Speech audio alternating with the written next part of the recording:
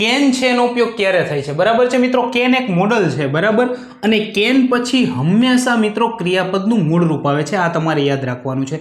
Can ક્યારે વપરાય છે મિત્રો? તો કેન છે એ જે તે વ્યક્તિની એબિલિટી એટલે કે ક્ષમતા અથવા તો સામર્થ્ય બતાવે છે. ટૂંકમાં આનું ગુજરાતી શું થાય છે મિત્રો? જ્યારે કોઈ વાક્યનું તમે ગુજરાતી કરો અને છેલ્લે શકે છે, શકવું છે, બરાબર છે, એવું આવે, બરાબર છે, ત્યારે હંમેશા આપણે કેનનો યુઝ કરીએ છીએ. કરતા કોઈ પણ હોય, I, you, they, he, she, it બધા સાથે આપણે કેનનો યુઝ થાય છે, બરાબર છે.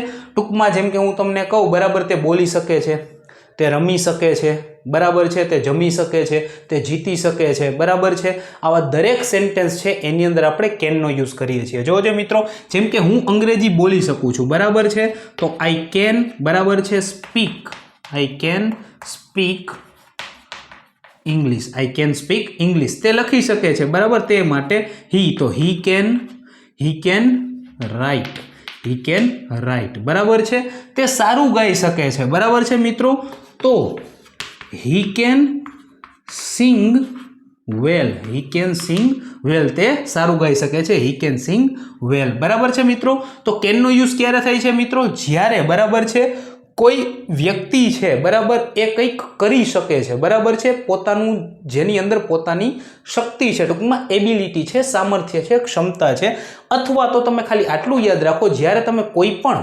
બરાબર છે, ગુજરાતી વાક્ય બોલો છો, બરાબર છે, અને એની અંદર શકે છે એવું આવે છે, ત્યારે તમે એની અંદર હંમેશા કેનનો યુઝ કરશો, બરાબર છે.